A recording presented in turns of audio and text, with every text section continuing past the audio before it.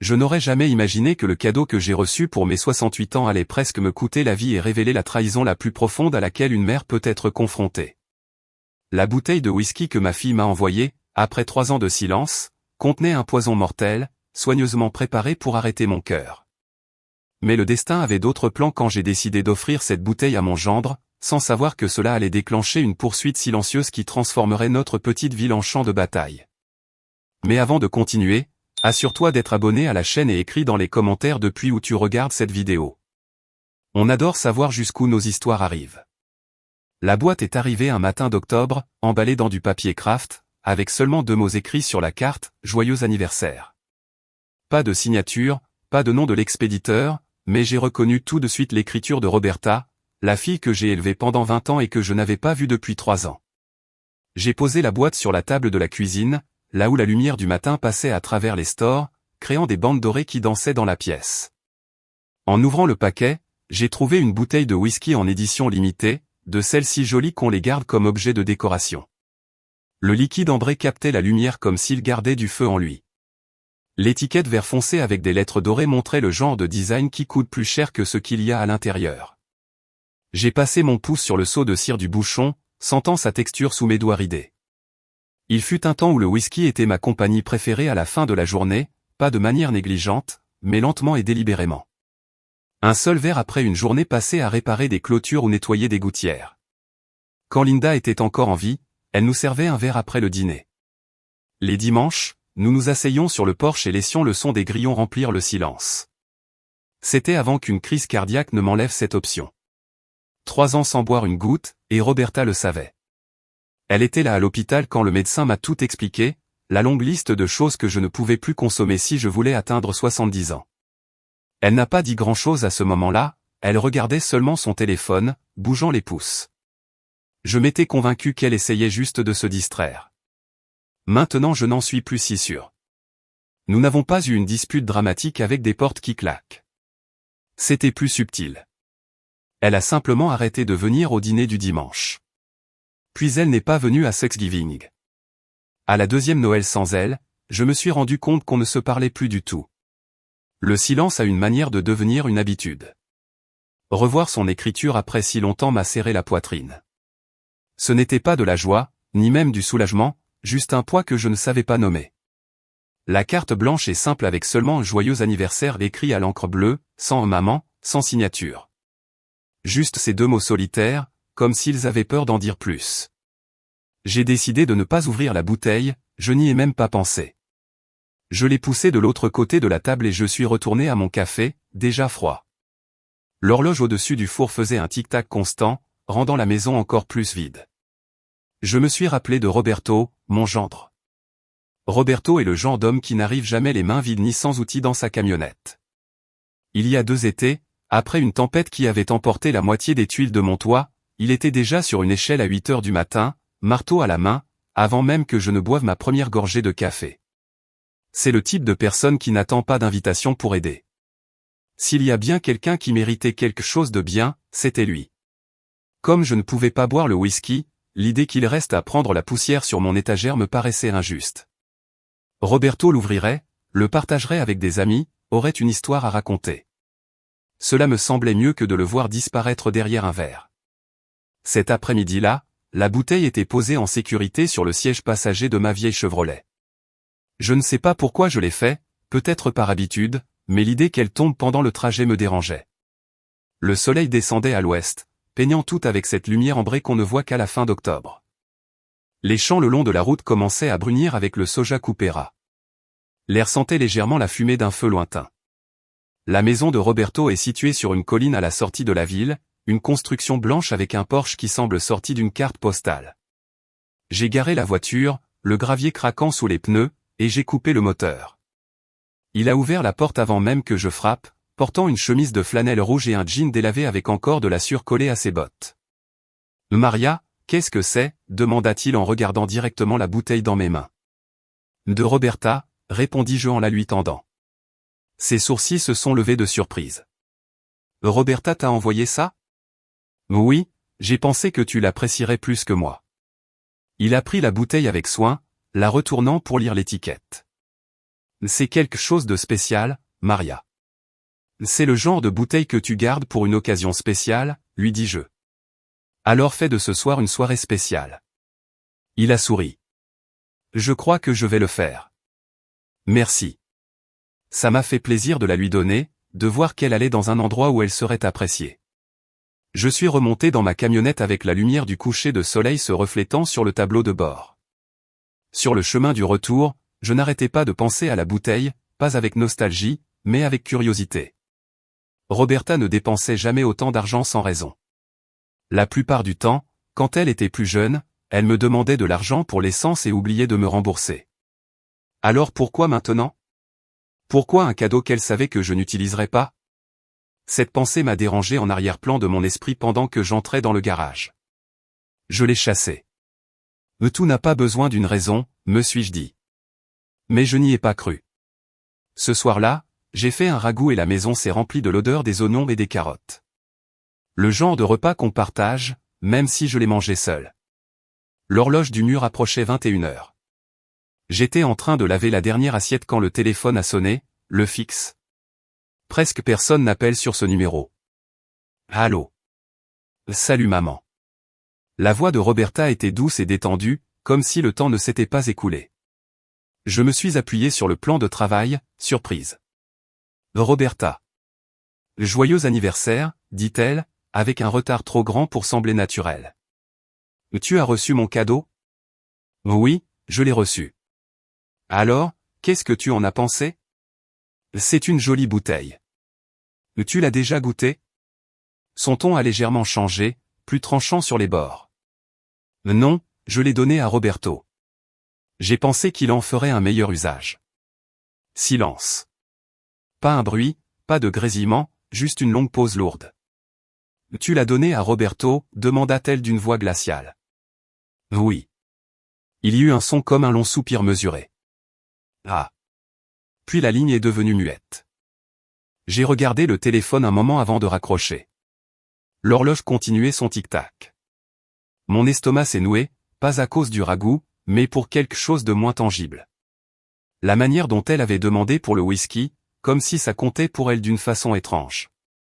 J'ai éteint la lumière de la cuisine et je suis allé au lit, mais le sommeil a mis du temps à venir.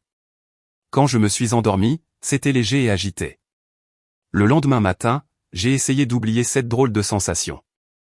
Je me suis servi une tasse de café frais et je me suis assise avec le journal. Mais le téléphone a encore sonné en milieu de journée. L'identifiant montrait un numéro que je ne connaissais pas, mais l'indicatif était local. Madame Rivera, demanda une voix féminine quand j'ai décroché. Oui. Je suis Linda Fuentes, la femme de Roberto. Je crois que vous devriez savoir que Roberto est à l'hôpital. Il s'est évanoui ce matin. Les médecins pensent que ça pourrait être une sorte d'empoisonnement. Le café dans ma main s'est refroidi d'un coup. Empoisonnement. Il allait bien hier soir. Nous avons pris un verre au dîner et ce matin il ne pouvait presque plus tenir debout. Les médecins font des tests. Je n'ai rien dit. Mes yeux se sont tournés vers le plan de travail, à l'endroit vide où le whisky se trouvait il y a moins de 24 heures. A-t-il bu quelque chose d'inhabituel, demanda-t-elle. Ma bouche était sèche.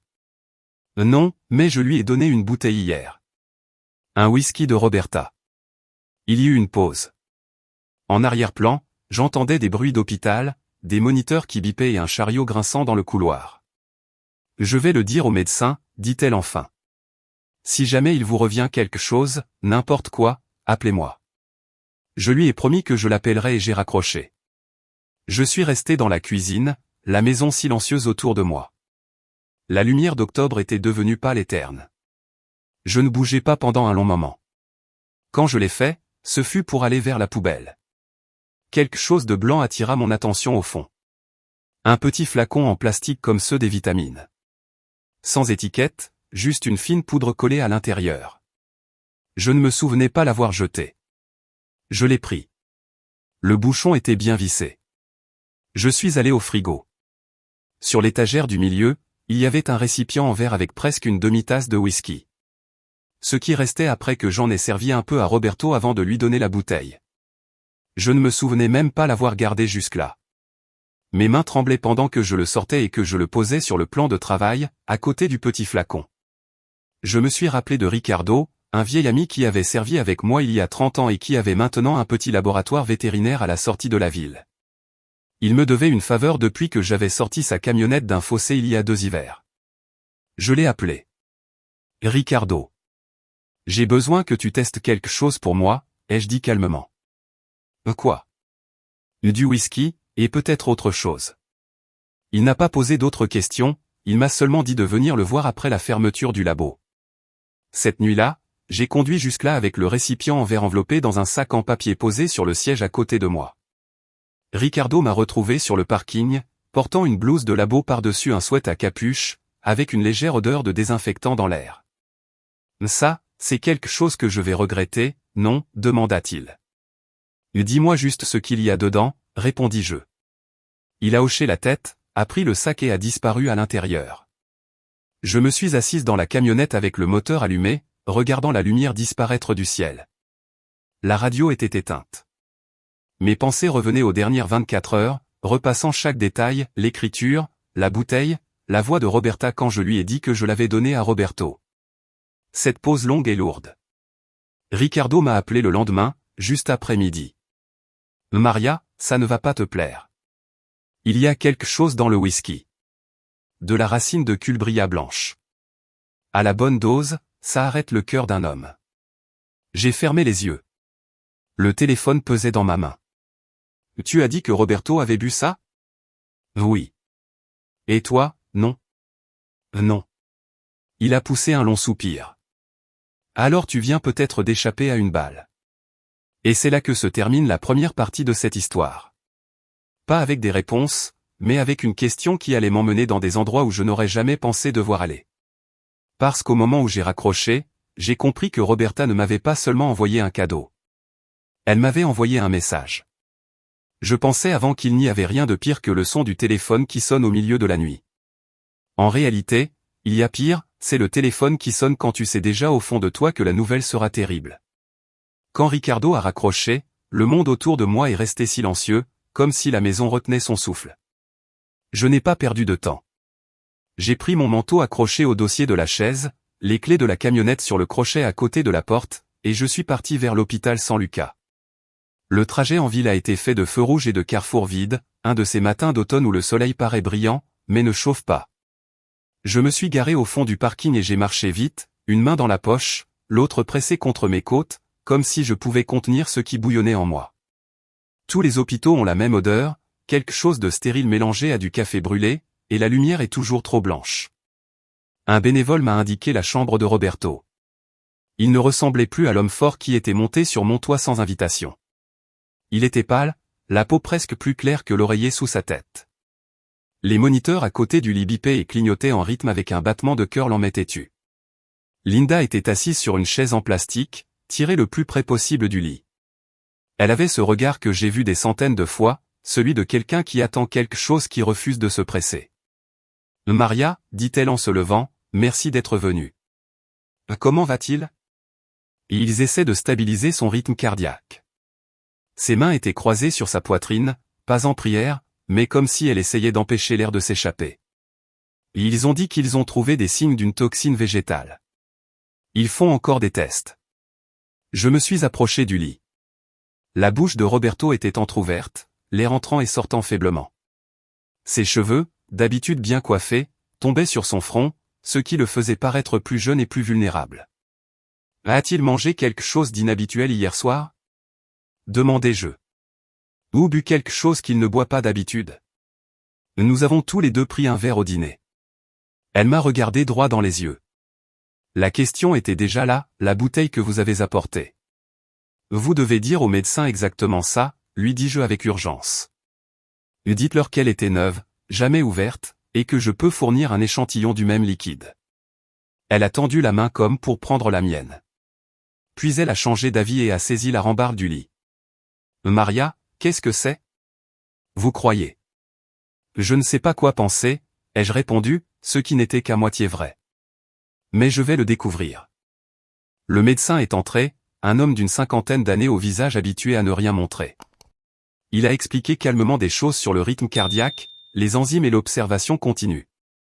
Il n'a pas dit ce qu'il ne savait pas, et il ne savait pas encore grand-chose. Quand il est parti, j'ai promis à Linda que je l'appellerai dès que j'aurai quelque chose qui pourrait t'aider. Dans la camionnette, je n'ai pas démarré tout de suite. Je suis resté assise avec la clé à moitié tournée, regardant mon reflet dans le rétroviseur. J'avais l'air d'une femme qui n'avait plus rien à briser qui ne soit déjà fissurée. Racine de culbria blanche, ai-je dit à voix haute, testant les mots dans l'air comme un menuisier qui vérifie si une planche est tordue.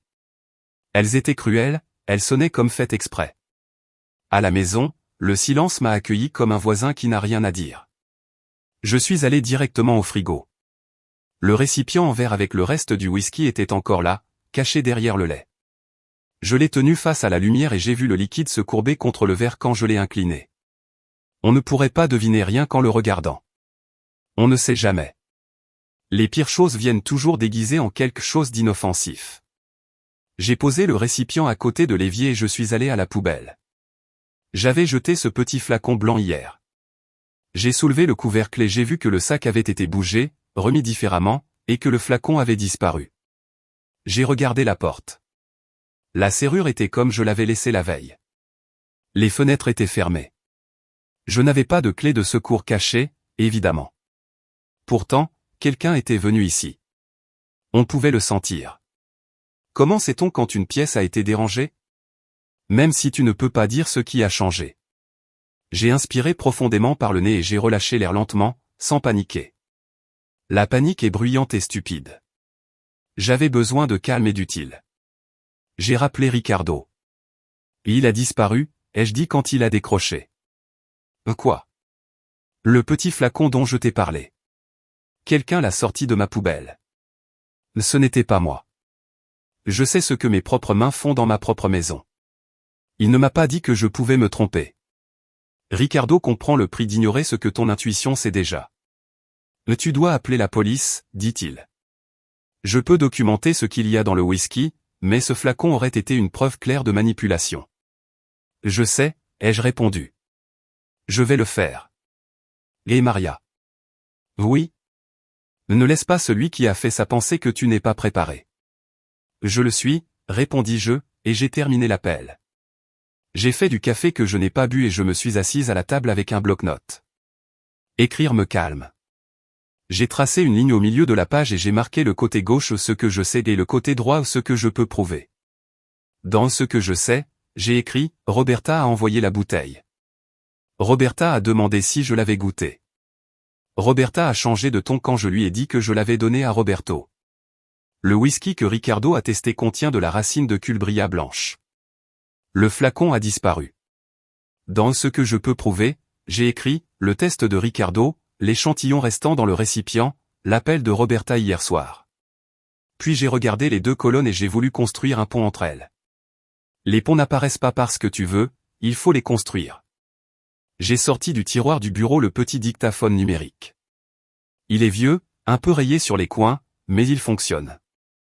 J'ai vérifié la batterie, à moitié pleine. Je l'ai glissé dans la poche intérieure de mon manteau, là où son poids se sentait comme une main sur ma poitrine, me rappelant de respirer. Il était déjà passé midi quand je suis arrivé devant l'immeuble de Roberta. Sa maison était dans une rangée d'autres presque identiques. Revêtement neutre, numéro en laiton et lumière de Porsche automatique. Sa voiture était dans l'allée, propre, 10 ans plus récente que la mienne. J'ai monté l'allée et j'ai frappé. Elle a ouvert la porte avec un visage qui a vite changé. D'abord la surprise. Puis le calcul. Ensuite une expression qui essayait d'avoir l'air accueillante. « Maman », dit-elle, comme si elle m'attendait, mais aussi comme si elle n'avait aucune idée de ce que je pouvais vouloir. « C'est inattendu. »« N'est-ce pas ?» demandai-je en entrant sans attendre une invitation. L'endroit sentait le citron et rien d'autre. Elle garde tout impeccable. Elle a toujours tout eu en angle droit, rien de déplacé. J'ai appris ce qui est arrivé à Roberto, commenta-t-elle en fermant la porte. C'est effrayant. Liara est avec lui maintenant. Les médecins pensent que ça pourrait être un virus. C'est ce qu'ils croient. Je gardai mon ton neutre. Si je la pressais, elle se fermerait. Si je montrais de la douceur, elle l'utiliserait contre moi. Je suis allé à la cuisine. Sur le plan de travail, il y avait 3 bouteilles, 2 de whisky et une de seigle, alignées comme des soldats. Aucune n'était de la marque que j'avais reçue. Aucune n'était ouverte. As-tu goûté la bouteille que tu m'as envoyée, demandai-je. Elle rit doucement. L'idée, c'était que tu t'amuses, tu sais, pour ton anniversaire. Tu sais que je ne bois plus. Les gens changent, dit-elle en haussant les épaules avec désinvolture. Je fis un pas de plus vers le plan de travail et passai mon doigt sur le bord d'un verre vide à côté de l'évier, gagnant du temps. Roberto l'a bien aimé, dis-je. Il a dit que son verre préféré était celui de l'étagère du milieu, le single malt. Elle cligna des yeux une seule fois, plus lentement qu'un réflexe naturel. Oui. Quelle drôle de coïncidence, dis-je en sentant l'enregistreur dans ma poche battre comme un deuxième cœur. Je ne t'ai jamais dit où je l'avais rangé. Pendant une fraction de seconde, elle resta immobile, comme un animal qui entend une branche se briser dans la forêt. Puis sa bouche se courba en un sourire calculé et elle secoua la tête avec un rire étudié. Tu as dû le mentionner.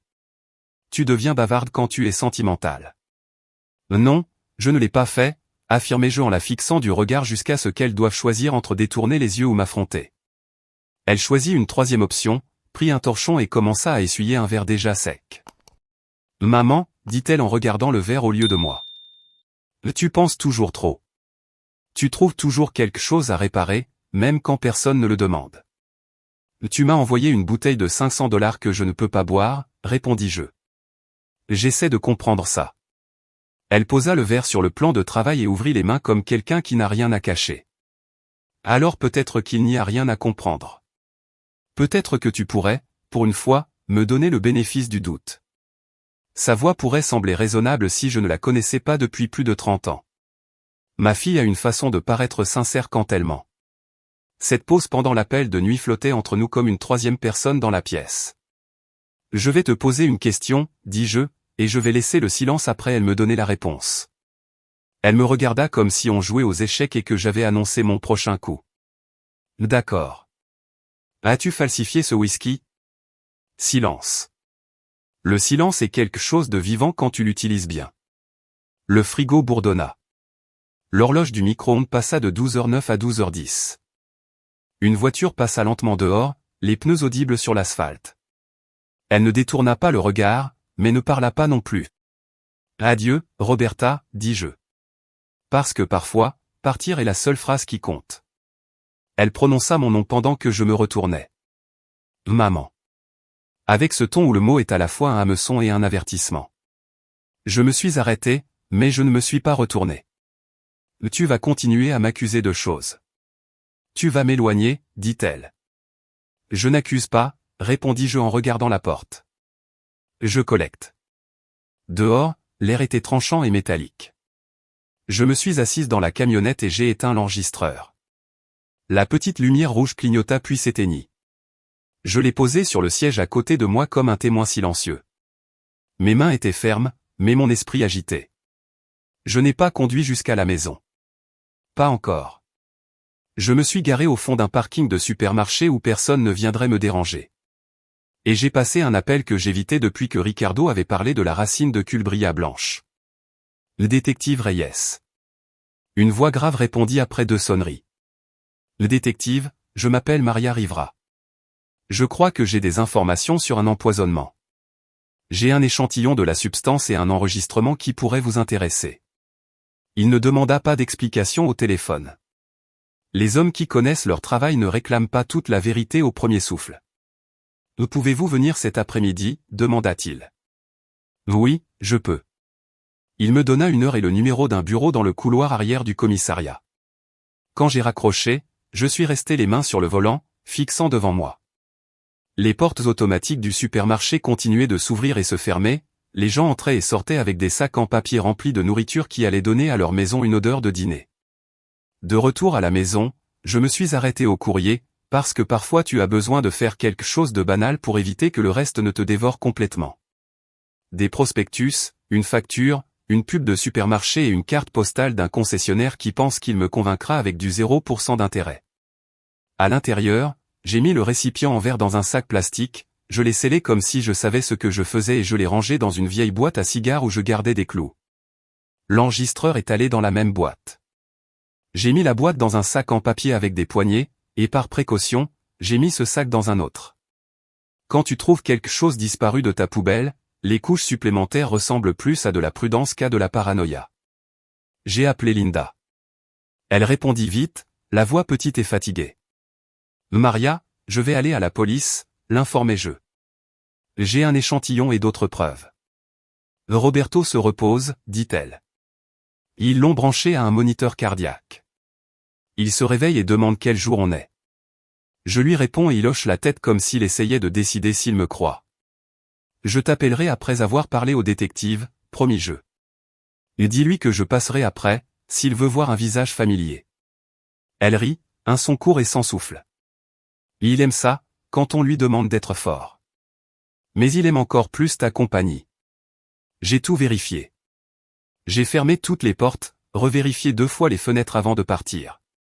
Le sac en papier était sur le siège passager comme une personne. Je l'ai attaché avec la ceinture de sécurité, une habitude rassurante quand le bon sens paraît lointain. En route vers le commissariat, j'ai allumé la radio sans vraiment écouter. Les gens chantaient des choses qui semblaient simples, ce qui m'a d'abord irrité, puis fatigué, et enfin ne m'a rien fait du tout. Le commissariat était plus froid que l'hôpital, mais il sentait meilleur. Reyes m'a reçu dans un petit bureau avec une fenêtre donnant sur un mur de briques. Il était plus jeune que moi, mais plus vieux qu'un débutant, avec des yeux perçants et une cravate qu'il avait réajustée plusieurs fois dans la journée. Il m'offrit de l'eau. J'ai accepté parce que ma bouche était sèche et parce que les gens remarquent quand tu refuses tout ce qu'on te propose. Il a attendu que je prenne une gorgée avant de poser sa première question. Parlez-moi du whisky. Et je l'ai fait. Je lui ai donné les dates, les mots exacts de Roberta et la signification de cette pause qui ne sonnait pas comme une surprise. Je n'ai pas partagé mes théories, seulement les faits, en le laissant les organiser comme il le voulait. Ensuite, j'ai posé le sac en papier sur la table, sorti la boîte, ouvert, et placé le récipient en verre et l'enregistreur sur sa table comme des outils au début d'un travail. Il n'a pas encore touché aux objets. Il a posé des questions qui semblaient petites mais ne l'étaient pas. Et qui d'autre a des clés de votre maison? Quand avez-vous vérifié vos poubelles pour la dernière fois? Avez-vous mentionné le flacon à quelqu'un d'autre que Ricardo? Puis il a pris l'enregistreur et l'a pesé dans sa main comme s'il évaluait le poids qu'un mot peut avoir quand tu dois le porter. Vous comprenez, madame, dit-il. Ça ne devient pas une affaire parce que vous et moi avons un pressentiment. Ça devient une affaire quand ce que vous m'avez donné peut résister à l'examen officiel. Je comprends, répondis-je. Je veux que d'autres personnes le voient. Il hocha la tête. Nous enverrons le liquide au laboratoire de l'État. Nous ferons une copie de votre audio. S'il y a un motif, nous agirons. S'il n'y en a pas, nous vous dirons exactement pourquoi nous ne pouvons pas, êtes-vous d'accord? Oui, dis-je, et je le pensais. Je ne veux pas que le mauvais coupable soit puni. Je veux que la vraie vérité soit révélée. Quand je me suis levé pour partir, il prononça mon nom comme s'il le testait. Madame Rivera. Oui. Ne parlez plus à votre fille jusqu'à ce que je l'autorise. Si elle vous contacte, notez-leur, ce qu'elle dit, et gardez vos réponses plus courtes que ses questions. J'ai acquiescé, surprise par le sentiment que quelqu'un était enfin prêt à porter un coin du poids que je supportais. Dehors, l'après-midi était devenu gris et terne, le genre de lumière qui fait plus mal aux yeux qu'elle n'éclaire le chemin. J'ai conduit jusqu'à l'hôpital. Linda était sur la même chaise et les mêmes moniteurs continuaient de chanter leurs chansons électroniques silencieuses. Roberto semblait plus lui-même. Sa peau avait retrouvé un peu de couleur et sa bouche était moins tendue autour de la respiration qui entrait et sortait. J'ai posé ma main sur la rambarde du lit et ses yeux se sont ouverts. « Tu as une tête affreuse », murmura-t-il. « Tu devrais te voir toi-même », répondis-je. Et il sourit seulement avec le côté gauche de la bouche. De la façon dont les hommes le font quand sourire demande trop au reste du visage. « J'ai entendu dire que tu te liesses d'amitié avec la police », commenta-t-il. « J'essaie de m'assurer qu'ils soient de notre côté quand ils apparaîtront », répondis-je. Il ferma les yeux de nouveau, hocha la tête une fois et se laissa aller. Je suis resté là plus longtemps que nécessaire, écoutant la machine qui restait honnête sur son battement de cœur. Linda murmurait des mots qui n'appartenaient qu'à eux deux. À la maison, tout était exactement comme je l'avais laissé. Le silence remplissait les pièces comme un invité qui refuse de partir. J'ai fait une omelette que je n'ai pas terminée et j'ai lavé la poêle. Parce que certaines choses, tu les fais juste pour te prouver que tu es encore la personne qui les fait. Je suis allé au placard du couloir, j'ai pris la boîte ignifuge de l'étagère du haut et je l'ai ouverte sur la table de la cuisine. J'y gardais les papiers d'une vie, certificat de naissance, l'acte de propriété de la maison et l'alliance en or rose de Linda, que je n'étais pas encore prête à abandonner. J'ai ajouté un post-it à l'intérieur, échantillon de whisky avec la police. Ne pas jeter. Je ne sais pas pour qui était la note, peut-être pour moi-même. J'ai dormi sur le canapé avec la lumière du couloir allumée. Je ne l'avais pas fait depuis la nuit après ma crise cardiaque, et ma poitrine n'a pas aimé la ressemblance entre ces deux moments. Je me suis réveillé avant l'aube parce que le corps se souvient des vieilles alarmes. J'ai fait du café et je ne l'ai pas bu. J'ai écouté la maison respirer. Quand le soleil s'est enfin levé, j'ai appelé Linda et je l'ai informée que je passerais vers midi. Elle a dit que le médecin croyait que Roberto serait transféré hors des soins intensifs si ses signes vitaux restaient stables. À 10 heures, le téléphone a sonné. Numéro inconnu. Je l'ai laissé aller sur la messagerie vocale, parce que j'avais appris quelque chose d'important la veille, tu ne dois de réponse à personne avant d'être prête à la donner. Le message est arrivé après la deuxième sonnerie. J'ai attendu, puis j'ai appuyé sur lecture. Maman, c'est moi. La voix de Roberta était tendue comme un fil de fer. Nous devons parler, le plus tôt sera le mieux. Elle fit une pause. Rappelle-moi. Je ne l'ai pas rappelé. J'ai noté l'heure et ses mots exacts, puis j'ai mis le papier dans la boîte ignifuge. Parce que parfois tu dois créer ta propre preuve. J'ai regardé par la fenêtre mon jardin derrière qui refusait de devenir vert, peu importe combien une femme l'arrosait. La chaise du porche a grincé une fois. Pas de vent que je pouvais voir. Le jour est redevenu silencieux. Si tu veux que j'admette que j'ai eu peur, je ne le nierai pas. La peur n'est plus quelque chose que je cache. Elle fait partie de la vérité, comme les clous font partie du bois. Elle tient tout ensemble. Je suis resté dans la cuisine, la main sur le dossier d'une chaise, et je savais la suite sans avoir besoin de l'écrire. Quoi que ce soit, c'était allé au-delà du point où une mère et une fille pouvaient le réparer en parlant tranquillement autour d'une table. C'était allé au-delà du point où une bouteille n'était qu'un cadeau et un hôpital juste un endroit qui arrive aux autres. Ça allait empirer avant de s'améliorer et je continuerais à marcher vers ça. Une pièce, un appel téléphonique, une respiration stable à la fois. Il y a un type de silence qui ne reste pas immobile. Il erre, frappe le bord de ta tasse de café. Il regarde le téléphone sur le plan de travail et compte jusqu'à 60 avec toi. Puis recommence. Le détective Reyes m'avait dit de ne pas parler à ma fille, alors je n'ai pas rappelé Roberta. J'ai noté l'heure du message vocal comme si c'était une plaque d'immatriculation à mémoriser. Le matin, j'ai suivi exactement les instructions du détective, mais la maison semblait surveillée. J'ai laissé le téléphone sur la table du couloir et j'ai marché dans les pièces les mains dans le dos, pas parce que je m'attendais à trouver quelque chose, mais parce que les femmes comme moi ne s'assoient pas quand elles peuvent être debout, ne se reposent pas quand il y a du travail à faire. La lumière d'octobre est entrée plus faible ce jour-là, comme une feuille blanche suspendue devant le soleil. J'ai vérifié la porte arrière, les serrures des fenêtres, l'entrée latérale du garage avec la serrure capricieuse qu'il faut soulever en tournant. Tout en ordre, tout normal. Normal n'est pas la même chose que sûr. J'ai fait une deuxième tasse de café, je ne l'ai pas bu, et j'ai ouvert la boîte ignifuge sur la table de la cuisine. À l'intérieur, l'acte de propriété, les formulaires d'assurance, la bague de Linda, la fiche où j'avais copié les mots exacts du message de Roberta. J'ai ajouté une autre fiche, détective Reyes 14h30, soulignée 2 fois. Toute la matinée, je me suis retenu de ne pas appeler le commissariat, non pas par hésitation, mais parce que je voulais arriver avec une journée entière de détermination accumulée en moi. Avant de partir, j'ai fait un autre tour lent de la maison. Dans le couloir d'entrée, je me suis arrêté. Le verrou de la porte s'alignait avec la plaque de métal, juste une fraction de millimètre de travers, une nouvelle éraflure sur le bord du métal, ronde et nette, comme une clé mal taillée ferait après quelques tentatives. Rien de cassé, rien de forcé, juste une marque qu'on ne remarque que si on connaît la porte comme on connaît les os de sa main. Une pensée s'est logée dans ma poitrine et n'a pas bougé, quelqu'un était entré. Je suis allé au tiroir des ustensiles et j'ai trouvé un petit bout de fil et du ruban adhésif transparent. J'ai placé le fil en bas du cadre de la porte et je l'ai fixé avec le ruban. Un truc que j'avais appris d'un militaire fatigué de retrouver son casier fouillé. Tu n'attrapes pas un intrus. Tu crées une histoire sur s'il a été là. Quand je suis monté dans la camionnette, la maison paraissait vide et inoffensive, exactement comme une maison devrait paraître. Pourtant, je suis parti en marche arrière comme si je laissais un animal endormi derrière moi. Le commissariat était à 3 virages et une longue ligne droite de l'hôpital. Je portais le poids de la maladie de Roberto dans mes os en marchant dans le couloir jusqu'au bureau de Reyes. Il occupait une pièce modeste, petite fenêtre, grande table, pile de dossiers qui semblaient grandir dans l'ombre.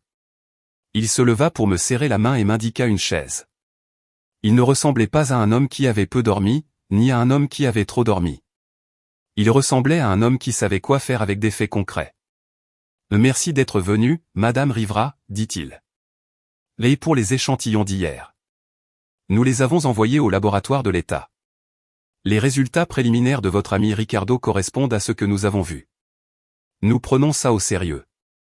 Je suppose que la gravité a des niveaux, commentai-je. Il sourit presque. Elle en a. Pour le moment, ça veut dire que nous cherchons une confirmation. Les rapports de l'hôpital, votre audio, la chaîne de possession de l'échantillon. Il fit glisser un bloc-notes vers moi. Je veux votre chronologie avec vos propres mots. Quand avez-vous reçu le paquet? Quand l'avez-vous donné à Monsieur Fuentes? Quand votre fille vous a-t-elle appelé?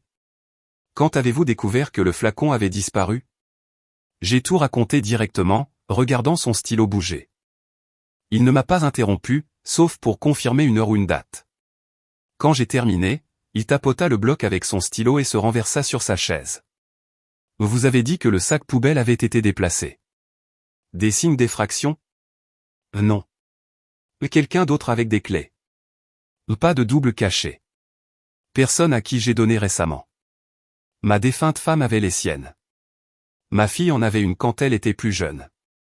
Quand l'avez-vous vue pour la dernière fois avec cette clé? La réponse aurait voulu être « il y a une vie », mais la vérité est venue habillée d'un tablier d'hôpital. Il y a 5 ans, après ma crise cardiaque, quand Roberta est venue chercher des affaires pour moi avant qu'on me laisse sortir. Elle avait apporté des chaussons, un survêtement et mon chargeur de téléphone.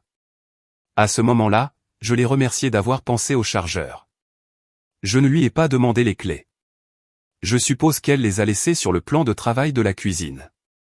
Après ma crise cardiaque, dis-je lentement, elle les avait. Je ne me souviens pas qu'elle me les ait rendues. Reyes hocha la tête, ni surpris ni satisfait. Si quelqu'un est entré sans forcer, ça aide à expliquer le flacon disparu. Quelqu'un d'autre était au courant. Seulement Ricardo. Je lui demanderai de documenter votre conversation juste pour montrer qu'on ne crée pas de preuves après coup. Il referma son bloc. Madame Rivera, je vais être clair. Ne rencontrez pas votre fille. Si elle vous invite quelque part, prévenez-moi. Si elle apparaît, appelez le 911. Je suis sérieux. Je pensais à la voix de Roberta dans ma messagerie, tendue comme un câble sous le capot d'une voiture qu'il ne faut pas toucher pendant que le moteur est chaud. Je ferai exactement ce que vous dites. Il fit glisser une carte sur la table. Mon téléphone portable. Si vous sentez que quelque chose ne va pas, appelez. Je préfère avoir tort 2 fois que d'avoir raison trop tard. Je vous remercie, dis-je en me levant. En sortant, le bâtiment sentait le tonneur d'imprimante et la cire pour sol. Je descendis 2 étages et je m'arrêtai sur le palier pour respirer. Je n'étais pas essoufflé. Je vérifiai si le sol sous moi était encore le même que celui où j'avais marché en entrant. Linda m'appela alors que je me garais à l'hôpital. Je répondis immédiatement. Maria, il va mieux, dit-elle avec des larmes dans la voix. Il le transfère de la réanimation à une unité de transition. Il n'arrête pas de s'excuser chaque fois qu'il se réveille, comme s'il pensait avoir gâché la fête de quelqu'un. Ce sera une fête quand il sera rentré à la maison, répondis-je. Je peux passer, s'il te plaît? Roberto paraissait encore pâle, mais solide, maintenant assis avec des yeux plus clairs. Il me tendit l'avant-bras quand j'entrai, cette vieille poignée de main d'ouvrier où l'on se saisit par le poignet. Tu as une plus mauvaise mine aujourd'hui, dit-il, ce qui fit rire Linda à travers le mouchoir qu'elle tenait sous son menton. J'ai apporté mon pire visage pour une visite, répondis-je en tirant une chaise. J'apporterai le meilleur demain. Linda s'excusa pour aller parler à une infirmière. Quand le rideau se referma, Roberto baissa la voix. Maria, entre nous. Il regarda la porte, puis de nouveau vers moi. Tu crois que Roberta a fait ça? Je crois que cette bouteille n'était pas un cadeau. Il observa mon visage comme s'il apprenait une langue à travers lui. Tu vas réussir à gérer ça? Je vais suivre la loi, répondis-je. Je vais rester ferme. Ce n'était pas ma question. Je laissai la question flotter assez longtemps pour montrer que je l'avais entendue. Je vais réussir à gérer ça. Il me serra l'avant-bras une fois, puis le relâcha. Les femmes comme nous ne s'en lassent pas, sauf quand on enterre quelqu'un. La poignée, c'est la permission de ressentir sans formalité. Le rideau s'ouvrit et Linda revint avec une femme plus jeune d'environ 30 ans, cheveux attachés en queue de cheval pratique, yeux fatigués mais attentifs. Je la reconnus grâce aux photos sur la cheminée de la maison de Roberta, Liara, ma belle-fille, avec qui je n'avais parlé que 2 fois depuis le mariage, poliment, comme des voisines distantes. « Maria, dit-elle, je suis contente que vous soyez là. » Je me levai. « Comment tu tiens ?» Elle regarda Roberto avec peur, colère, surtout peur. Sa voix baissa. « Nous devons parler. » Linda caressa la main de Roberto et dit. « Je vais vous laisser un moment toutes les deux. » Et elle sortit dans le couloir. Une femme qui comprend quand une conversation a besoin d'intimité, même si ce n'est pas elle qui l'a demandé. Liara me fit signe vers la petite salle familiale au coin du couloir. Il y avait une machine à café qui faisait tout goûter au plastique et 2 chaises avec des dossiers trop droits pour être confortables. Elle ne s'assit pas. Moi non plus. Je ne sais pas ce que vous savez, commença-t-elle, mais je sais que Roberta est différente depuis longtemps, distante, secrète. Elle garde des flacons sur une étagère dans le garage, des plantes séchées. Elle dit que c'est pour un passe-temps. Elle est allée sur des groupes en ligne d'extraction de plantes. Elle avala sa salive. Je ne pensais pas que ça mènerait à quelque chose comme ça. Racine de culbria blanche, dis-je. Tu as entendu ce nom? Ses yeux montrèrent de la reconnaissance, ou de la peur, ou les deux. Oui. Je l'ai vu dans son historique de recherche.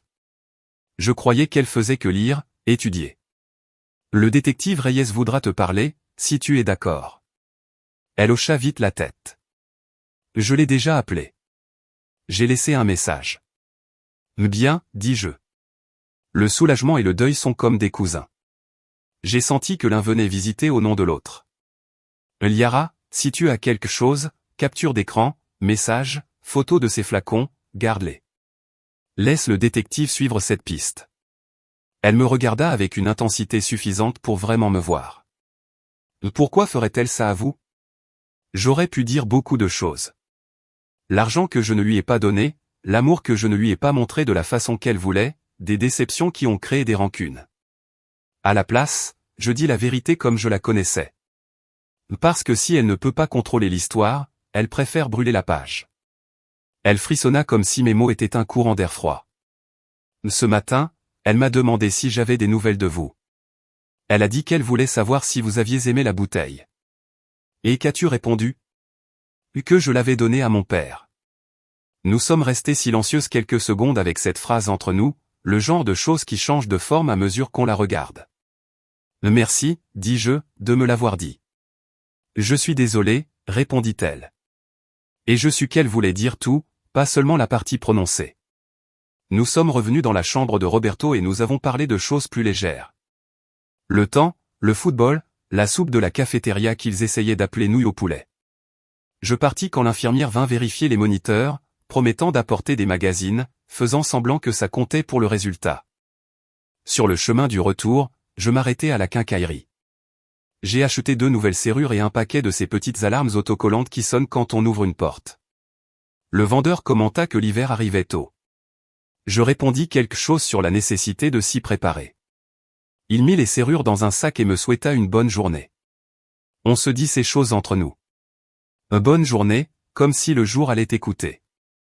À la maison, le fil que j'avais collé sur la porte était exactement là où je l'avais laissé, intact. Je suis passé par-dessus et j'ai fermé la porte derrière moi d'un clic doux. J'avais pensé à appeler un serrurier, mais installer les serrures moi-même, c'était comme faire mon propre lit dans une chambre d'hôtel inconnue. Si je le faisais, peut-être pourrais-je poser ma tête sans tout ce bruit mental.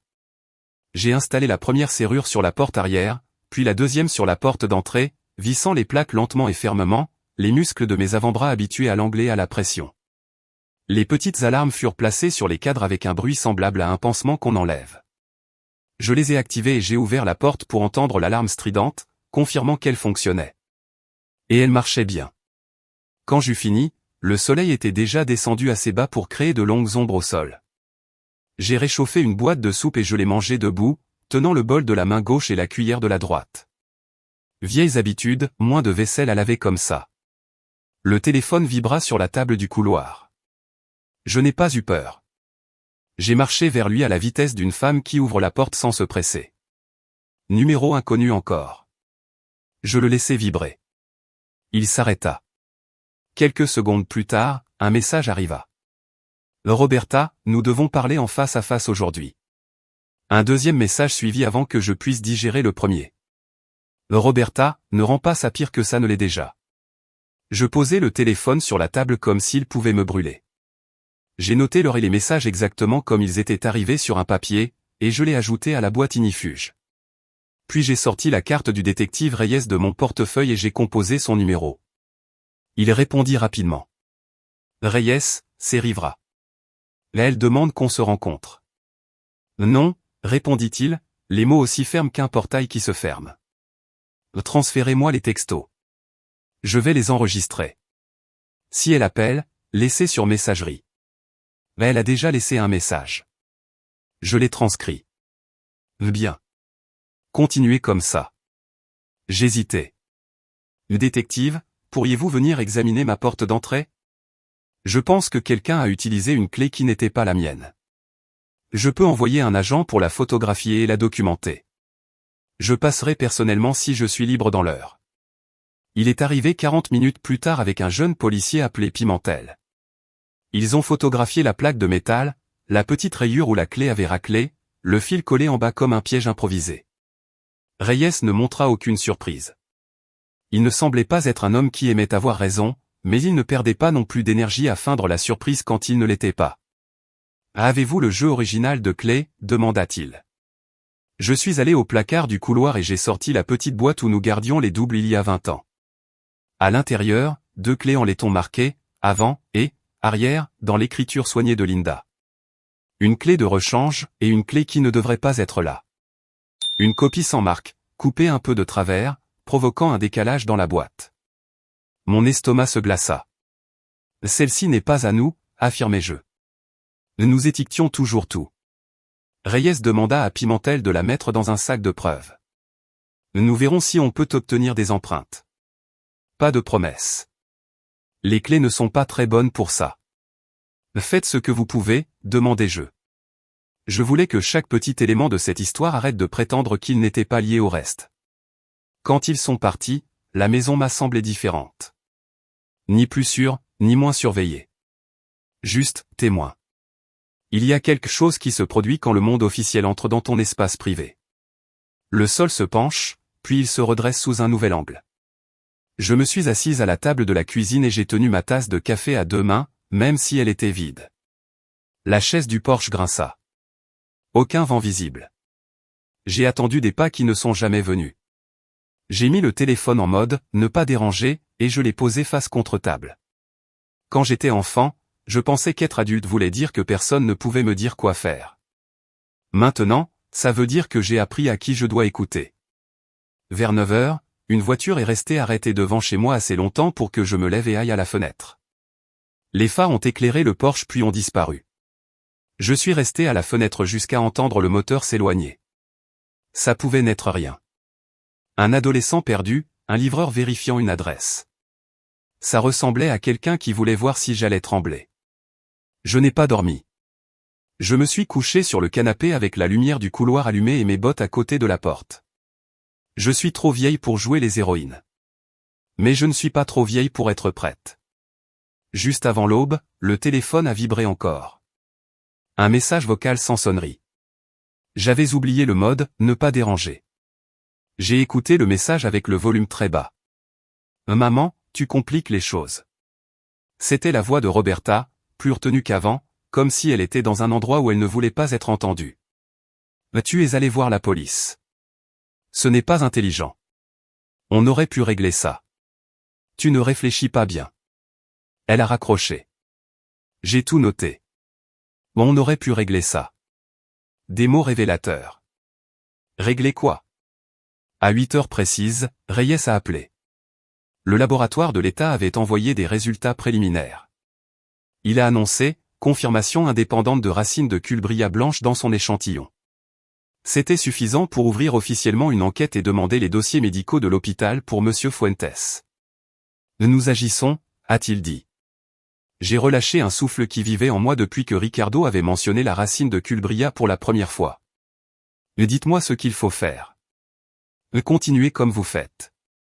Documentez, mais ne vous impliquez pas, fermez vos portes.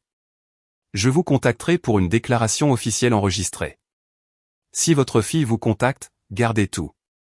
Si elle apparaît, appelez le 911. Je suis sérieux. Je sais que vous l'êtes, détective. Oui, merci, ai-je répondu. Il n'a pas dit, de rien. Il a dit, on fera notre travail. De la part d'un homme comme lui, c'était pareil. Je me suis douché, habillé et j'ai mis une chemise propre. Il y a une façon dont une femme doit paraître quand la journée va exiger de la fermeté. J'ai préparé le petit déjeuner et je l'ai mangé à table comme si chaque bouchée était une bonne décision. J'ai conduit jusqu'à l'hôpital avec une pile de magazines sous le bras, sur la maison, la rénovation, et un luxueux sur les jardins qui ne pousserait jamais dans notre sol sec. Roberto était assez alerte pour faire semblant de s'intéresser à un article sur la sécurité des tronçonneuses. Nous savions tous les deux qu'il me faisait plaisir. Faire semblant était une gentillesse. Liara est entrée pendant que je lisais un article sur l'entretien des terrasses. Elle tenait son téléphone et avait l'air de quelqu'un qui n'avait pas dormi dans un lit, seulement près d'un lit. Le détective Reyes m'a appelé, dit-elle. Il veut que je lui apporte le vieil ordinateur portable de Roberta. Je l'ai encore, d'avant notre mariage. Apporte-le-lui, ai-je conseillé. Laisse la loi porter ce pourquoi elle a été faite. Elle a hoché la tête. Maria, elle m'a envoyé un message, continua-t-elle en baissant les yeux. Elle a demandé si vous jouiez à l'héroïne. Elle a dit, si quelque chose arrive, c'est ta faute. Elle a levé les yeux. Je l'ai transféré à Reyes.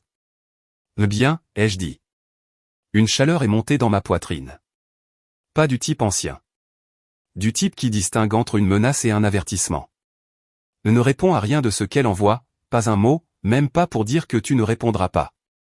Quand je suis parti, la lumière du dehors avait l'honnêteté crue du midi. J'ai conduit vers la maison en prenant le plus long chemin, pas par peur, mais parce que je voulais plus de distance entre moi et ceux qui viendraient après. Le fil à la porte était encore intact. Je l'ai enjambé comme une frontière à respecter et j'ai fermé la porte derrière moi. Je me suis assise avec un stylo et un bloc jaune et j'ai écrit, que veut-elle, en grandes lettres à travers la page. En dessous, j'ai refait 2 colonnes. Argent, contrôle. Sous argent j'ai écrit, hiver dernier, 20 000 refusés. Sous contrôle j'ai écrit, emplacement de la bouteille, peau disparue. Appel, nous devons parler. Le côté du contrôle pesait plus lourd sur la balance. L'argent est une raison. Le contrôle est une habitude. Les habitudes durent plus longtemps. Vers midi, l'alarme de la porte a hurlé. J'étais déjà debout, téléphone en main, avant que mon cerveau dise à mon corps que j'avais réagi trop vite. L'alarme a sonné encore, remplissant son rôle. Je me suis approché de la fenêtre hors du champ de vision et j'ai tiré le rideau de la largeur d'un doigt. Une camionnette de livraison. Le chauffeur avait ouvert la porte moustiquaire pour déposer une enveloppe rembourrée sur le paillasson. Il a regardé l'alarme, haussé les épaules comme un homme qui a déjà entendu pire, puis est reparti. La porte s'est refermée doucement, l'alarme s'est tue. J'ai laissé mon cœur reprendre sa place et j'ai attendu. Quand le véhicule s'est éloigné, j'ai ouvert la porte. L'enveloppe n'avait pas d'expéditeur. À l'intérieur, une seule feuille de papier, sans mots, juste une photo imprimée. Mon Porsche la nuit précédente, photographié de l'autre côté de la rue. La chaise du Porsche immobile, la lumière au-dessus de la porte allumée, personne dans le cadre. La photo avait été prise dans les 12 dernières heures. J'ai regardé la rue, les clôtures des voisins, l'endroit au coin où une voiture pouvait rester lumières éteintes et observer sans être vue. Puis j'ai mis la photo dans la boîte ignifuge, ajoutée à la pile, et j'ai appelé Reyes. Il a répondu tout de suite. J'ai décrit ce qui était arrivé, comment c'était arrivé, ce que ça montrait. Ne la jetez pas, a-t-il ordonné. J'enverrai quelqu'un. Là elle va se fatiguer de m'entendre, ai-je commenté. Je préfère ça à l'alternative, a-t-il répondu. Il a raccroché vite, transformant notre échange en tâche à accomplir. Je suis resté à la fenêtre, observant la rue de côté, comme on observe un animal sauvage qu'on ne veut pas effrayer. La chaise du Porsche a bougé une fois. Pas de vent. Les maisons sont comme ça. Ce qui semble immobile envoie toujours un message. Si tu acceptes de le voir. À la fin de l'après-midi, la police avait emporté la photo et enregistré ma déclaration sur la façon dont elle était arrivée. Ils ont pris l'enveloppe aussi. Reyes m'a envoyé un message, nous demandons les vidéos de surveillance de votre quartier. La nuit est arrivée comme une porte qui se ferme lentement. J'ai réchauffé la soupe de la veille et je l'ai mangée assise sur les marches arrière, l'air d'octobre coupant net dans mes poumons. L'arrière-cour s'est assombrie. La chaise est restée immobile et au loin un chien a aboyé contre quelque chose que seuls les chiens sentent. Je suis rentré et j'ai allumé la lumière du couloir. Le téléphone a vibré encore. Roberta, tu crois qu'ils vont te protéger de ce que toi tu as commencé? Rappelle-moi. Je ne l'ai pas rappelé. J'ai copié mot pour mot et glissé le papier dans la boîte. La boîte s'est fermée avec ce bruit doux et final qu'elle fait toujours. Je l'ai remise sur l'étagère la plus haute, comme une femme range un poids qu'elle ne veut pas heurter dans le noir. Je suis resté immobile à écouter la maison parler toute seule. Le craquement et le soupir du bois, le petit gémissement du frigo, le tic-tac d'une horloge qui n'a aucune idée de ce qu'est le temps. J'ai pensé à la première fois que Roberta avait dit « Maman » d'une manière qui avait donné envie à mon cœur de se lever et saluer. Et à la dernière fois où elle avait dit « Maman » d'une manière qui m'avait donné envie de me recroqueviller. Il faisait déjà complètement noir. Quand je me suis enfin allongé sur le canapé, j'ai mis ma main sur ma poitrine et j'ai senti mon cœur battre, lent, ferme, efficace. Il y a longtemps, un médecin m'avait dit que je saurais si j'étais en danger. Cette nuit-là, ça m'a semblé être la chose la plus honnête que je possédais. Je ne sais pas si le sommeil est venu ou si la nuit a simplement décidé d'être clémente, mais quand le téléphone a sonné à 6h12 du matin, j'étais prête. J'ai répondu à la première sonnerie. Madame Rivera, dit Reyes sans salutation. Oui. Le laboratoire d'État a confirmé. Nous demandons un mandat. J'ai fermé les yeux et imaginé la chaise du Porsche, le fil blanc sur le seuil, la photo de ma propre maison prise de l'autre côté de la rue. J'ai vu une bouteille captant la lumière du matin comme de la honte dans un verre. Où avez-vous besoin de moi, ai-je demandé. Exactement là où vous êtes, a-t-il répondu. Et quoi qu'il arrive, n'ouvrez pas la porte à moins que la personne de l'autre côté puisse prouver qu'elle est là pour aider. La ligne est restée silencieuse. La maison a écouté et je suis resté dans le petit pays que j'avais construit à l'intérieur de mes murs, attendant que le jour franchisse le seuil. On dit que le coup qu'on n'attend pas est celui dont on se souvient. Mais cette fois je l'attendais. Je l'attendais depuis le moment où Reyes m'avait dit que le laboratoire avait confirmé le poison. Et pourtant, quand le coup est arrivé, fort et décidé, ma poitrine s'est serrée. Pas par peur, mais parce que je savais que la ligne que nous suivions dans le noir allait maintenant être tracée avec une encre officielle éclatante. Ce coup signifiait que le mandat avait force maintenant, et que la journée n'attendrait pas que je me sente prête. Il était un peu plus de 8h du matin. La lumière extérieure avait ce doré pâle qui effleure à peine le sol avant de disparaître. J'ai ouvert la porte et trouvé Reyes avec 2 officiers en uniforme, Pimentel que j'avais déjà vu et un autre que je ne connaissais pas, assez jeune pour que son ceinture ait l'air trop grande pour lui. Ils étaient habillés pour un travail qui ne resterait pas seulement sur le papier. « Bonjour, Madame Rivera », dit Reyes, tenant un document plié dans un gant en plastique transparent. Le juge l'a signé à 7h43. Nous avons l'autorisation de fouiller la maison de votre fille et de confisquer tout objet lié à l'affaire. Il n'avait pas besoin d'expliquer. C'était le moment où tout pouvait changer. Vous avez besoin de moi là-bas? Demandai-je. Non, dit-il, et ce n'est pas une demande, c'est un ordre. Nous ne voulons pas que madame soit dans son champ de vision aujourd'hui. Nous ferons la fouille. Si nous trouvons ce que nous espérons, nous agirons en conséquence. Agir en conséquence, c'est du langage policier pour dire « votre vie pourrait ne plus jamais être la même au dîner ». Pimentel regarda vers le couloir intérieur. Du changement pendant la nuit? Le fil est toujours intact. Aucune alarme n'a sonné. Reyes hocha brièvement la tête. Bien, laissez-les actives. Je m'occuperai de l'installation d'un vrai système de caméra avant la fin de la semaine. Ils partirent en convoi, une berline noire, une voiture de police descendant la rue comme une ligne de ponctuation menant à une phrase inachevée. Je restai à la porte jusqu'à ce qu'il tourne au coin. Puis je fermai la porte et observai le fil au bas du cadre, toujours parfaitement immobile, comme s'il défiait quelqu'un de le toucher. Les heures suivantes semblèrent interminables. J'essayai de lire. Les mots sur la page étaient comme des inconnus à un arrêt de bus. Je fis du café. Je ne le bus pas. Vers 11 heures, je marchai lentement jusqu'aux abords de la ville, m'arrêtant dans le petit parc commémoratif des anciens combattants, où les bancs faisaient face à une fontaine qui ne fonctionnait plus depuis l'été dernier. Le bruit de la circulation sur l'avenue principale était assez lointain pour laisser l'air se calmer. J'étais déjà venu ici une fois avec Roberta quand elle avait 10 ans. Nous avions apporté du pain pour les canards. Elle m'avait demandé à quoi servaient tous les noms sur les plaques. Je lui avais dit que c'étaient des hommes et des femmes qui avaient accompli leur devoir jusqu'au bout. Elle avait demandé si ça voulait dire qu'ils avaient terminé leur mission. J'avais répondu « oui ». Elle n'avait pas demandé quelle était la mission.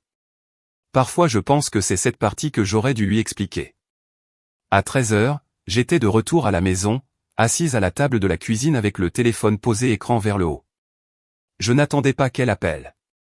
Roberta n'est pas du genre à appeler quand elle est acculée. Elle est du genre à apparaître sans prévenir, forçant la conversation selon ses propres règles. C'est ça qui inquiétait Reyes. À 13h17, le téléphone vibra. Pas un appel, mais un message de Liara. Liara, ils sont ici. Je suis dans la chambre, porte fermée. Je les entends fouiller le garage. Je répondis, reste dedans. N'interviens pas. Tu es en sécurité avec eux là-bas. Elle ne répondit plus. Je l'imaginais assise au bord du lit, les mains jointes, écoutant les bottes sur le ciment et le bruit de boîtes déplacées. Je connaissais ce bruit. C'est le bruit de quelqu'un qui cherche la vérité, peu importe si ça réveille toute la maison. À 14h04, Reyes appela. Nous avons trouvé. Je laissai les mots retomber. Que avait-il trouvé? 3 bocaux en verre étiquetés avec du ruban adhésif, RCB, tiges de racines et teinture. 2 contenaient du matériel végétal sec ressemblant à de la racine de serpent blanc. Le 3e contenait un liquide. Nous l'enverrons au labo pour confirmation. Nous avons aussi trouvé des notes manuscrites sur des méthodes de préparation, des estimations de doses et, il fit une pause, une enveloppe à votre nom, non scellée. À l'intérieur, une petite lettre avec votre nom en haut et les mots, tu comprendras. Et en bas, pourquoi, quand ce sera fini. Rien d'autre entre les deux, juste un dessin d'arbre avec ses racines entourées. La cuisine parut plus froide. Elle m'avait laissé un message au cas où la bouteille fonctionnerait. Il semble que oui, dit Reyes d'une voix calme. Nous allons tout enregistrer, cataloguer et photographier. Liara coopère complètement. Elle a donné son accord pour la fouille des appareils numériques partagés. Vous l'avez attrapée? Demandai-je. Pas encore. Elle n'était pas à la maison quand nous sommes arrivés. Nous lançons une alerte. Je serrai plus fort le téléphone. Le détective, si elle vient ici, j'ai déjà signalé votre adresse comme priorité. N'intervenez pas avec elle. La ligne resta silencieuse un instant. Puis il ajouta, nous passons de la suspicion à la preuve, Madame Rivera. Ça change tout. Je comprends. Je raccrochai et allai à la boîte ignifugée. J'ajoutai une note. 14h04. Reyes a appelé. Trouvé bocaux, notes, lettres. Je lus les autres fiches de la pile, une par une, comme si je consultais le manuel d'une machine impossible à démonter. Chaque entrée était une preuve que le dernier mois n'avait pas été un délire de fièvre. Vers 15h30, j'appelai Linda pour la mettre au courant. Roberto dormait. Elle écouta sans m'interrompre, comme elle l'avait fait quand je l'avais appelée depuis les urgences il y a des années après ma crise cardiaque. Maria, dit-elle quand j'eus fini. Ça va finir de 2 façons. Soit il l'arrête, soit elle s'enfuit. Elle n'ira pas bien loin, répondis-je. Non, mais assez loin pour te faire douter. À 16h12, l'alarme de la porte se déclencha. En 3 pas, j'étais dans le couloir, téléphone en main. La porte d'entrée était fermée, le fil sur le cadre intact. Le bruit venait de l'arrière. J'avançai lentement, non pas par peur, mais parce qu'il ne faut pas se presser quand il faut tout voir. Par la fenêtre de la cuisine, je vis la porte moustiquaire bouger 1, 2 fois. Puis elle resta immobile. Personne en vue. Je m'approchai et vis une feuille de papier pliée coincée entre la poignée et le cadre. J'ouvris la porte, désactivai l'alarme et pris le papier. Une phrase écrite au stylo noir épais. Arrête de les laisser entrer ou je le ferai.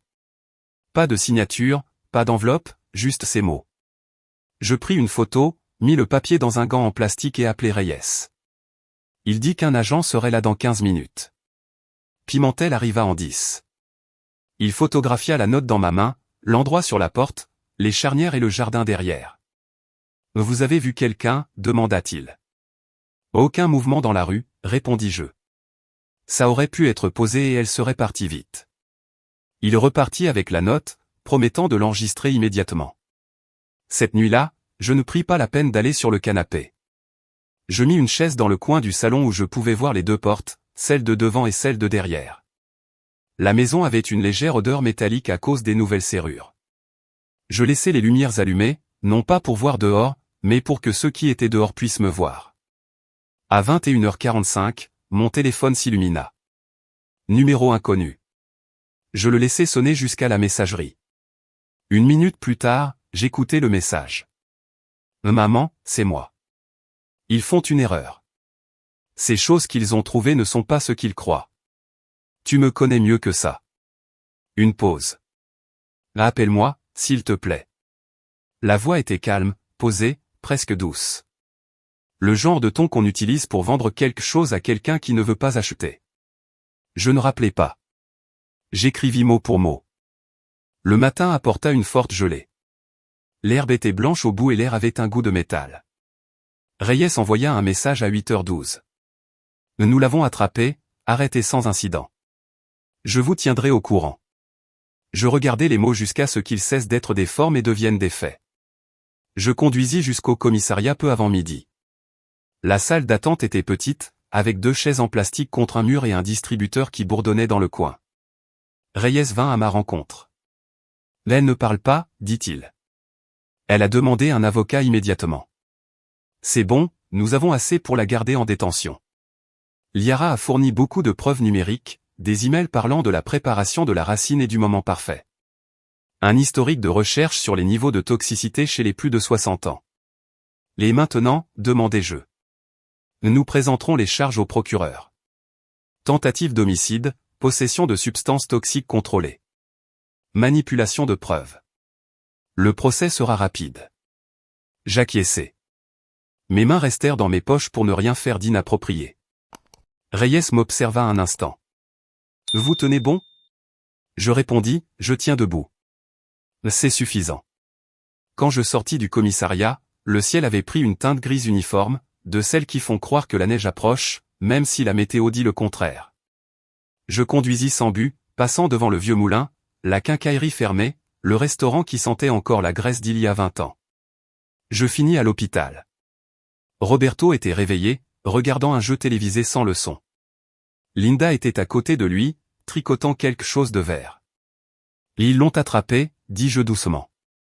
Roberto hocha une fois la tête. « Bien. » Les aiguilles de Linda continuaient de bouger. « Et maintenant ?»« Maintenant, » répondis-je, on attend que le système fasse son travail. Ce soir-là, je m'assis sur les marches arrière avec une tasse de thé. La vapeur montait dans l'air froid. Le jardin derrière la maison était silencieux, sauf pour le craquement occasionnel d'une branche dans le vent. Quelque part dans la rue, un chien aboya une fois, puis se tut. Je pensais à la note sur la porte, aux bocaux dans le garage, à la lettre avec les racines de l'arbre et je pensais à la petite fille avec le pain dans le parc commémoratif, demandant si les noms voulaient dire qu'ils avaient accompli la mission. Peut-être que ma mission n'était pas de la terminer, mais de m'assurer qu'elle ne me termine pas moi. Quand je suis rentré, j'ai vérifié le fil à la porte, encore là, encore révélant la vérité. Le poison est un mollet, il ne reste pas seulement dans ta bouche, il change ta façon de respirer. Reyes ne l'a pas prononcé immédiatement. Il a laissé Ricardo expliquer d'abord, peut-être sachant qu'entendre un ami serait moins brutal qu'entendre un détective. Mais il n'y a pas de manière douce d'apprendre que quelque chose destiné à te tuer était déjà dans un homme que tu respectes et que c'est toi qui le lui avais donné. La décision sur quoi faire avec Roberta est arrivée comme une porte qui se ferme avec un déclic définitif. J'ai appelé Reyes. Dis au procureur que je vais témoigner. Accusation complète. Il n'a pas dit « bon choix » ou « tu fais ce qu'il faut ». Il a juste dit « compris » et ça suffisait. 3 jours plus tard, l'audience a été fixée. Motion préliminaire, liste de preuves, préparation de témoins. Cardoso, l'avocate de Roberta, a fait des objections sur la moitié, mais le juge a rejeté la majorité. Quand ils ont amené Roberta au tribunal pour la première fois, elle a examiné la salle et m'a trouvé.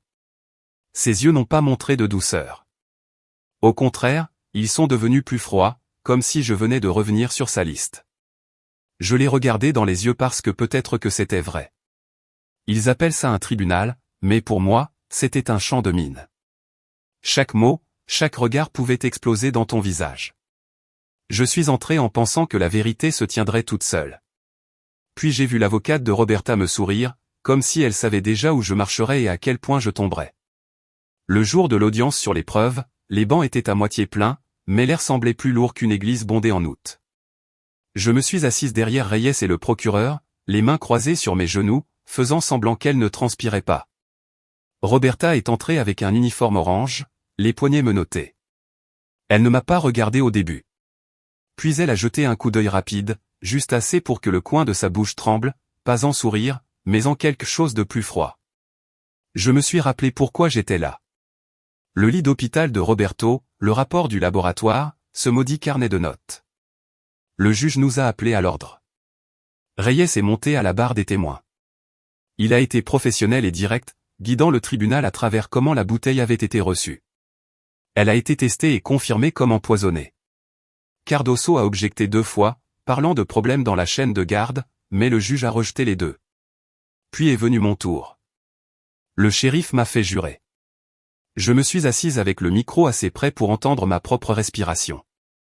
Le procureur a commencé avec des questions simples, mon nom, mon âge, où j'habitais et ma relation avec l'accusé. Oui, Roberta est ma fille, ai-je répondu. Et ça sonnait étrange de le dire à voix haute, comme si ça appartenait à la vie de quelqu'un d'autre. Le procureur m'a guidé à travers le jour du cadeau. J'ai raconté directement le paquet, l'écriture, la décision de le donner à Roberto, comment Roberto a fini à l'hôpital, comment Ricardo a testé la bouteille. J'ai gardé mon ton uniforme comme Reyes me l'avait conseillé. Reste au fait. Laisse la preuve parler. Alors Cardoso s'est levé. Madame Rivera, commença-t-elle avec une voix douce comme du bois poli. Vous affirmez reconnaître l'écriture de ma cliente sur la note. Je n'affirme pas, je le sais. Mais vous n'aviez pas vu cette écriture depuis plus de 3 ans. C'est vrai. Alors, est-il possible que vous vous trompiez? Non. Elle s'est penchée avec une main sur la rambarde. Vous dites à ce tribunal que la vie d'une femme doit être ruinée parce que vous croyez qu'une note ressemble à l'écriture de votre fille? J'ai senti la chaleur monter dans ma poitrine. Je ne le crois pas. Je le sais. Cardoso s'est éloigné presque comme si de rien n'était. L'intéressant, parce que nous avons ici, elle a levé un papier, une analyse graphologique d'un expert certifié qui dit que la note n'a pas pu être écrite par Roberta Fuentes. Des murmures ont parcouru la salle. Le juge a frappé du marteau. Le procureur a objecté, mettant en doute la validité du rapport. Le juge l'a admis au dossier, mais mon estomac s'est serré. Cardoso a légèrement souri. Et dites-moi, Madame Rivera, n'est-il pas vrai que vous et ma cliente aviez une relation tendue depuis des années, que vous avez vendu la ferme de votre mère sans la consulter? Le procureur a encore objecté. Sans rapport et provocateur. Admis, dit le juge. Mais le mal était déjà fait. Le jury l'avait entendu. Quand j'ai fini, je suis descendu. Mes jambes étaient plus lourdes qu'avant. Reyes m'a trouvé à la table. Ils essaient de vous dépeindre comme amère et rancunière, dit-il doucement. C'est tout ce qu'ils ont. Ne laissez pas ça vous influencer. Mais je pouvais sentir que ça m'influençait déjà. Dehors, sur les marches du tribunal, Roberto m'attendait, appuyé sur sa canne. Il joue sale, commenta-t-il. Peu importe si c'est vrai. Ils ont juste besoin d'assez pour embrouiller le jury. J'ai hoché la tête. Maintenant ils ont un rapport graphologique. La bouche de Roberto s'est tordue. À acheter. Probablement. J'en ai déjà vu dans des disputes commerciales. Tu peux acheter une opinion comme tu achètes une cravate. Le jour de la délibération du jury, le ciel était gris et bas, comme s'il réfléchissait à tous nos choix. Je me suis assise dans la galerie, les mains croisées sur mes genoux, regardant la nuque de Roberta. Cardoso avait fait son travail, semant le doute, suggérant que j'étais une mère rancunière inventant des accusations. Mais le procureur avait été implacable avec les preuves. Le carnet avec les initiales MR à côté des doses mortelles, les bocaux trouvés exactement où Liara avait dit qu'ils seraient, l'historique de recherche sur la racine toxique et l'arrêt cardiaque chez les personnes âgées. Quand le jury est revenu, j'ai pris une grande respiration.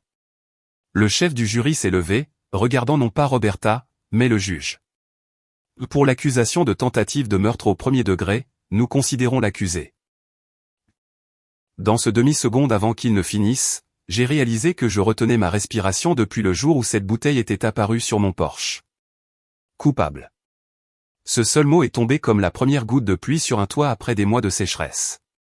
Il n'a pas tonné, il n'a pas rugi, il s'est juste posé, silencieux, mais indéniable. Et j'ai su qu'il n'y avait pas de retour en arrière, ni pour Roberta ni pour moi. Le tribunal n'a pas éclaté en soupirs, comme on le voit à la télé, il a juste respiré différemment, et pour la première fois en 3 ans, moi aussi j'ai respiré. Le juge a remercié le jury, les a libérés et a commencé à lire la sentence.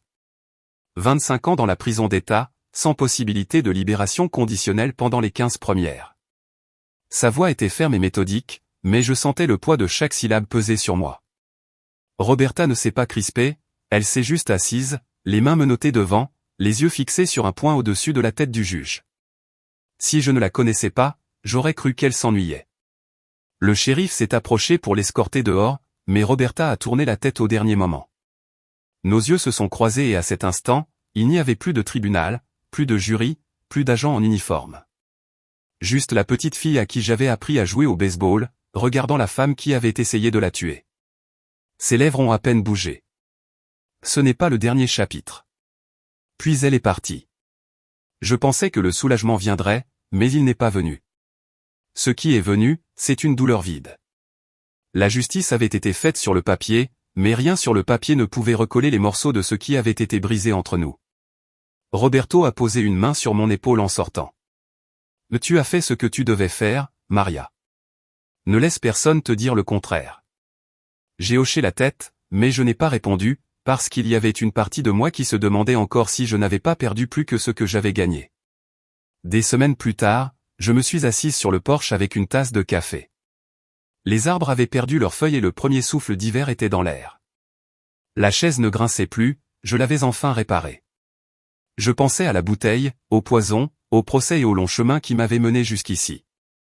Les gens pensent que la vengeance s'arrête quand le marteau tombe, quand la coupable est emmenée, mais la vérité c'est que la vengeance n'est que la surface.